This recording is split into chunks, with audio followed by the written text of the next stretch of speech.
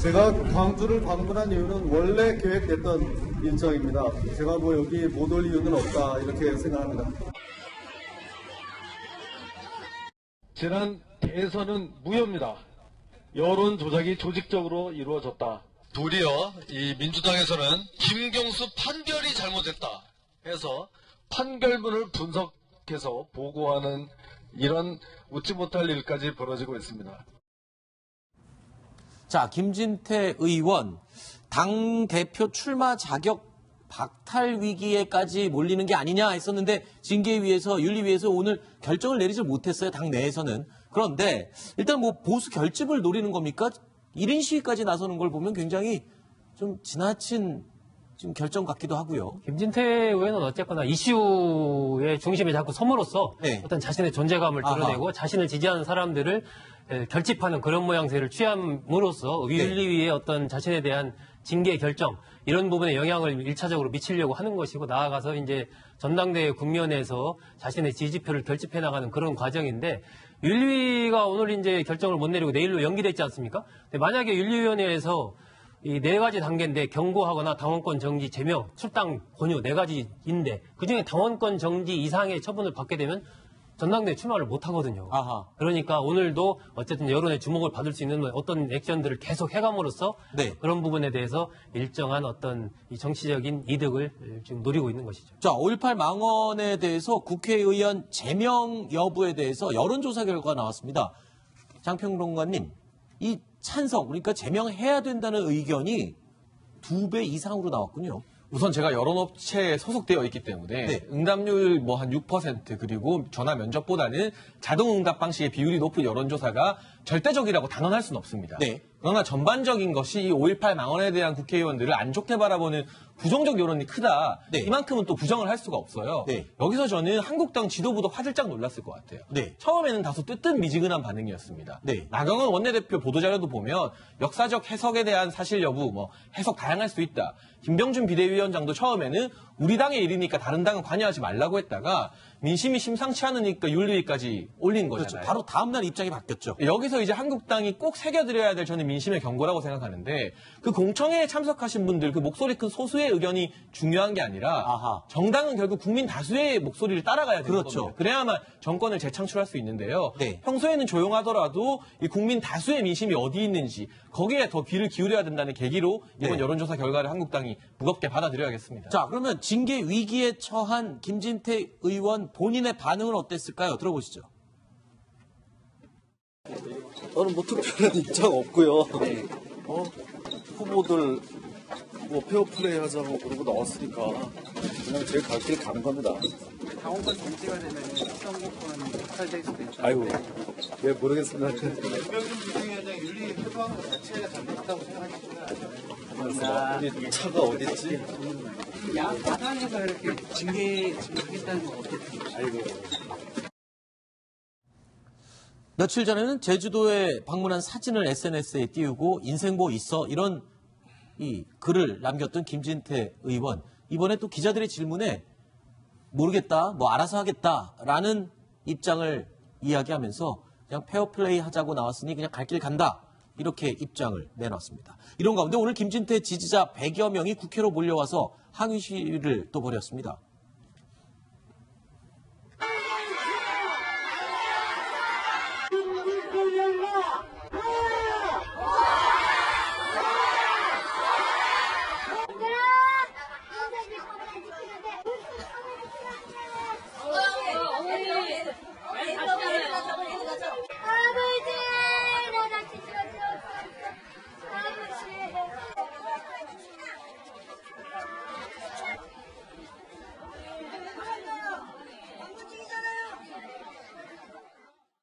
강 의원님, 어제 광주 방문 때와는 아주 대조적인 모습인 것 같습니다. 지지자들이 지금 윤리위 제소 취소를 요구하면서 김진태 구하기에 나섰다. 간밤에는 이 지지자들의 항의 문자 때문에 당 고위 당직자들이 잠을 못 잤을 정도였다고요? 그랬다고 하죠. 전화도 너무 많이 오고 문자도 네. 너무 많이 오니까요. 근데 지지자들은 지지자들이니까 네. 뭔가 좀 격한 반응이나 아니면 뭐 격한 행동을 할 수는 있다고 봅니다. 김진태 네. 의원을 지지하는 사람들이니까요. 그러면 여기서 김진태 의원이 취해야 되는 태도에 대해서 저는 좀 얘기를 해보고 싶어요. 네. 방금도 보셨지만 뭐 잘 모르겠다. 될 대로 되겠지. 뭐 나는 페어플레이를 했으니까 뭐 괜찮지 않겠냐. 이런 지금 자세란 말이에요. 네. 그러면 지지자들이 지금 국회로 몰려오고 그리고 그 한국당 자체의 윤리위가 이 지지자들이나 이런 사람들 때문에 장소를 좀 막 숨어서 옮겨 다니면서 했지 않습니까? 네네. 그리고 저 지지자들이 이렇게 그런 몰려와서 하는 저런 행동이나 이런 것들에 대해서 우리 사회가 상당한 비용을 치르고 있는 거잖아요. 사회적 비용을. 네. 그러면 김진태 의원이 본인의 지지자들이니까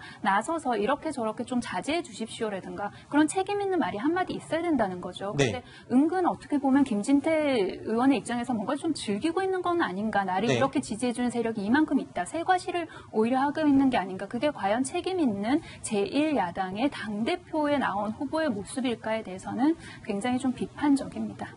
지금 김영종 윤리위원장의 전화번호가 공개가 되면서 어제 밤사이에 1,500통의 문자를 받았다고 하죠.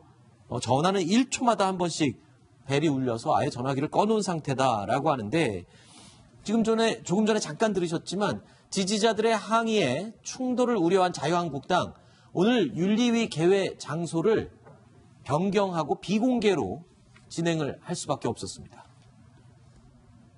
전혀 알 수가 없습니다. 저도 지금 장소를 몰라요. 아니, 나도 지금 이 차를 타고 오라는 거죠. 모르세요, 지금. 예. 위원장이 장소를 몰라요? 위원장 여의도에요? 혹시 킥오프 되는 거예요? 몰라, 이제 전화해봐야 돼요, 지금. 어디로 가세요?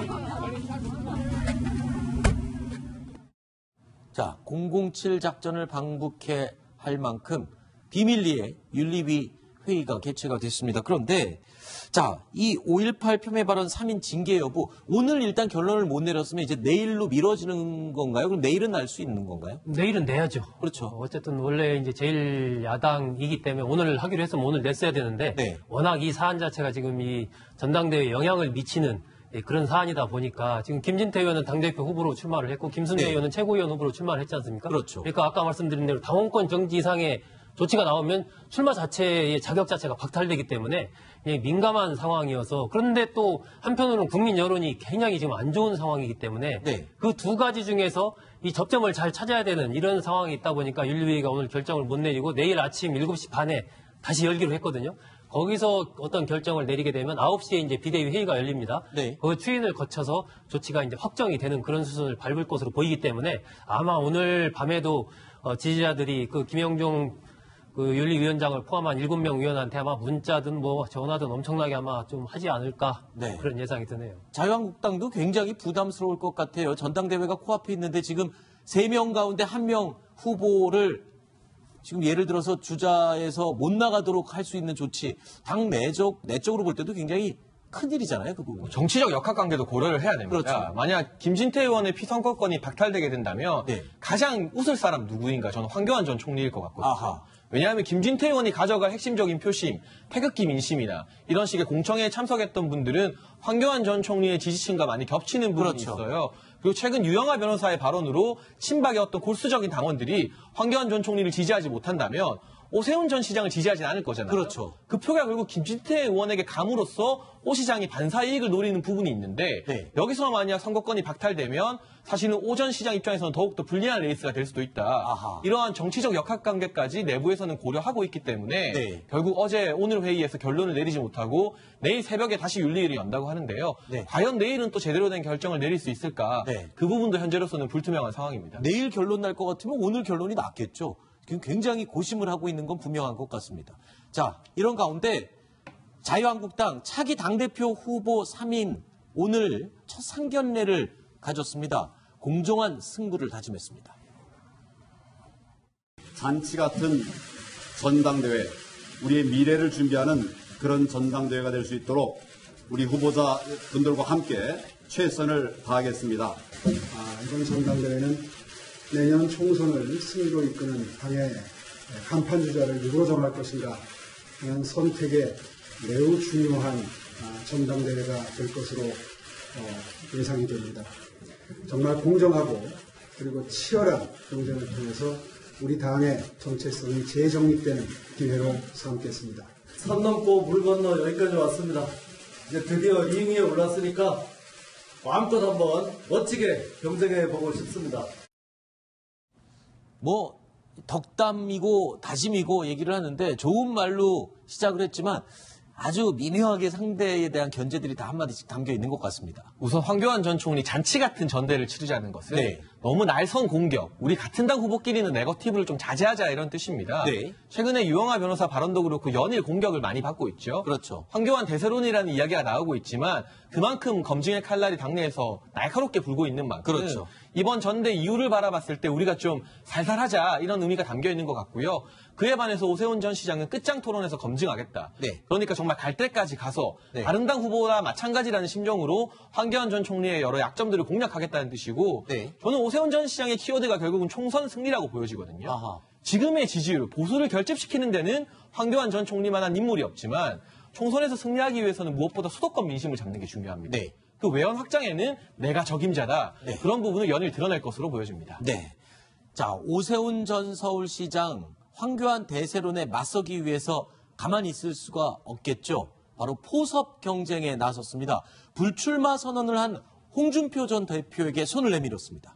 선대위원장직을 제안했는데 근데 거부당했어요. 지금 오세훈 전 시장 입장에서는 홍 전 대표의 지지나 이 세력을 같이 합하는 게 굉장히 필요할 때이기도 한데. 네, 홍 전 대표 입장에서는 또 대선 후보까지 지냈고 네. 당 대표도 다 했는데 또 특정 후보에 또 선대위원장을 맡아서 하는 것 좀 나의 좀 격이 안 맞다? 맞지 않는다. 네. 아마 이런 생각을 했을 거고요. 근데 이게 어쨌든 당대표 경선전이 진행이 될수록 결국은 이제 친박과 비박의 이런 구도들이 다시 부활을 하면서 네. 그런 쪽으로 움직일 가능성이 높기 때문에 홍 전 대표가 뭐 직접은 모르겠지만 어쨌든 간접적으로 오 전 시장 쪽을 지원할 가능성은 상당히 좀 높지 않느냐라고 보여지고 현재 판세 자체에 어떤 변화가 올 가능성도 여전히 남아 있는 것이거든요. 네. 한 보름 정도의 시간이 있기 때문에 네. 아마 그러면서 오 전 시장은 황 전 총리를 제외한 나머지 주자들을 전부 자신 중심으로 좀 결집시키려는 그렇죠. 움직임을 계속 할 겁니다. 김태현 변호사님. 그런데 이준석 바른미래당 최고위원이 오세훈 전 서울시장은 지금 독이 든 성배를 들게 된 거다라고 표현을 했어요. 이거 무슨 의미입니까? 왜 독배를 들었다고 얘기를 한 거죠? 독이 든 성배, 한국 축구 국가대표들 감독한테 독이 든 성배라고 그러잖아요. 네. 몇몇 프로야구 감독들한테도 독이 든 성배라고 그래요? 네. 독이 든 성배를 받은 사람은 끝이 좋아요, 나빠요? 나쁘죠. 나쁘잖아요. 네. 근데 안 받을 수 없는 거. 그렇죠. 왜냐면 저거 마셨는데 잘 되면 대박인데 네. 확률상은 못 될 확률이 잘못된 독일 확률이 한 90%인데 네. 10% 확률 잘 되면 대박 치는 거예요. 이건 독이 든 성배라고 하지 않습니까? 네. 안 받을 수밖에 없는 거. 이준석 최고위원을 보는 건 이런 받을 수밖에 없는 거. 그렇죠. 그렇죠. 네. 받을 수밖에 없는 거. 네. 어쨌든 지금 비박의 대표 주자로서 오세훈 전 서울시장 그리고 다시 한번 당의 뿌리를 내리기 위해서는 출마 안 할 수는 없는데 네. 출마해서 친박 대 비박의 이 구도 대결로 가본들 당선되긴 쉽지 않을 것이다. 네. 그럼에도 불구하고 홍준표 전 대표쯤은 드랍할 수 없고 끝까지 갈 수밖에 없는 오세훈 전 시장의 어떤 좀 굉장히 좀 어려운 처지를 저렇게 비유한 것 같은데 근데 글쎄요, 선거를 해봐야 됩니다. 네. 오세훈 전 씨가 될지 안 될지 저도 모르겠지만 오세훈 씨가 만약 되면 대박 치는 거고 속된 말로 만약에 낙선한다고 그러더라도 저는 뭐 새로운 미래는 열릴 거라고 봐요. 이제 오세훈 전 시장이 아까 했던 얘기 중에서 가장 중요한 얘기는 뭐냐면 이번 전당대회를 통해서 당의 정체성이 재정립되는 기회를 삼겠습니다. 이 얘기거든요. 네. 결국 며칠 전부터 출마 선언하면서부터 무슨 얘기를 하냐면 박근혜 전 대통령 이제 극복을 해단된 얘기를 대놓고 하기 시작했습니다. 네. 사실은 자유한국당 의원들 중에서 그 얘기를 마음속에 가지고 있어도 대놓고 자 이제 우리는 박근혜 전 대통령과 절연이다. 극복을 하자라는 얘기를 대놓고 한 사람은 많지 않아요. 그렇죠. 속마음은 가지고 있었을지라도. 어쨌든 오세훈 전 씨가 그 얘기를 꺼낸 거예요. 네. 본인의 어떤 이제 가치를 새로 정립하겠다는 거죠. 네. 이 메시지는 설사 오세훈 전 시장이 당선되지 못한다고 하더라도 나름의 가치를 몸값을 높이고 새로이 도약할 수 있는 네네. 하나의 어떤 모멘텀은 될 수 있을 거라고 저는 봅니다. 네. 저는 정치에 있어서 패배할 확률이 높더라도 반드시 가야만 하는 길이 있다. 네. 이를테면 노무현 전 대통령 부산 출마 같은 경우도 마찬가지일 거고요. 사실 이 발언을 한 이준석 최고위원도 지난 총선에서 노원, 승리가 불투명한 상황임에도 불구하고 뛰어들지 않았습니까? 오세훈 전 시장 입장에서는 이번에 설령 2위를 한다 하더라도 비박의 구심점이 될 수 있는 기회입니다. 네. 비박의 구심점 김무성 전 대표의 영향력 많이 약화됐고요. 네. 유승민 의원의 입장 앞으로 어떻게 될지 아무도 예측할 수 없습니다. 그렇죠. 혹당이 가능할지도. 그러나 구심점이 누군가는 필요한데 이제 TK의 주호영 의원까지 사퇴한 마당에 오세훈 전 시장이 이번에 그 구심점 역할을 한다면 네. 이번에 당대표는 안 되더라도 아하. 총선 이후에서 또 대권 주자로서 그렇죠. 당에서 분명한 역할을 할 수 있기 때문에 무조건 가야만 하는 길이라고 생각합니다. 비박의 기둥이 될 수 있는 시작이다. 알겠습니다.